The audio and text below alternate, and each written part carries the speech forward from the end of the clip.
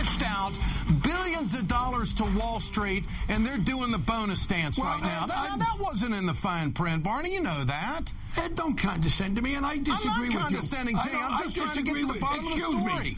I disagree with you that recovering a large percentage of that in taxation is wrong. I think liberals are missing a boat here because we ought to be pushing for that surtax. We shouldn't be letting them get away with this. So look, because there are you can tax anything.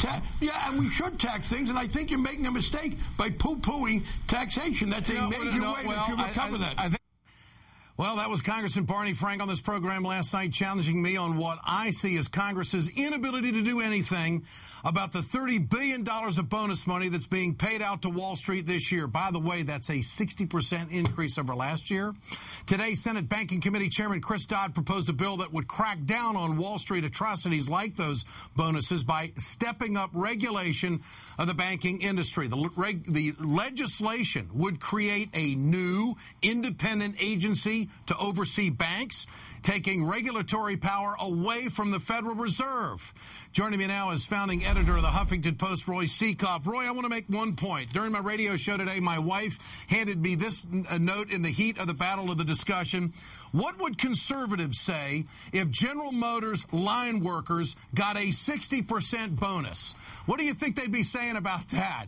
Well, Ed, first of all, I thought you needed a referee and a cut man. I was ready to bring that in. I thought it was good that Barney at least didn't compare you to a dining room table like he did to that woman at the town hall. But the real point is that I think you made a great point. The bottom line is that we gave trillions of dollars, what amounted to trillions of dollars to Wall Street and asked very little in return. And as you say, the White House is still coddling them. You know, it was just the other day when Tim Geithner said that we weren't going to let him go back to business as usual. Well, as you point out, 60% increase in bonus. It's not business as usual. It's better than ever for them. I think it's a double standard. I think if the car industry had done something like this with their workers, you know, of course I would have liked that, because it would have been for the working folk of America. But I think there's a double standard here. There's a Wall Street, there's a Main Street. I want to talk about the health care quickly.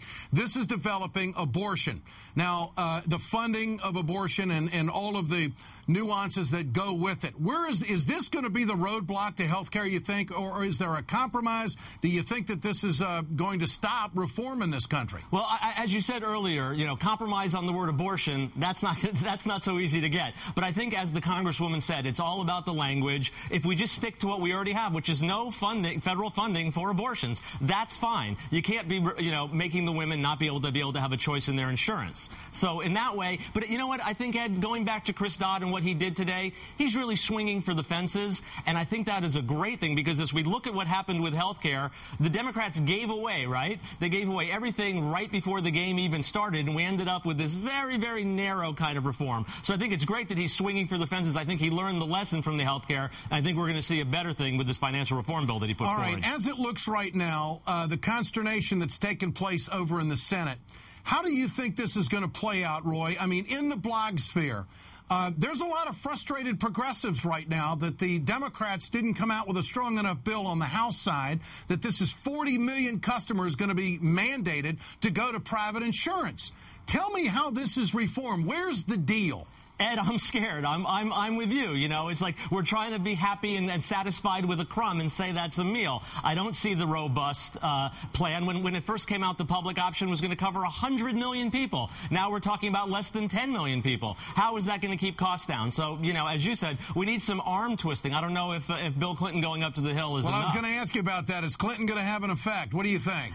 You know, I mean, I think he carries some prestige. I think he's still got some sizzle. But is he going to be able to do it to Nelson? Is he going to be able to do it to Blanche Lincoln? That's the question. I don't think they're going to be that impressed by the star power. Roy, I don't think he has to have lunch with the entire caucus. He ought to just have lunch with the delegation from Arkansas. That would be a real good start. You get a twofer right there, right? Roy Sekoff, always a pleasure. Great to have you with us. Okay, man, we'll see you.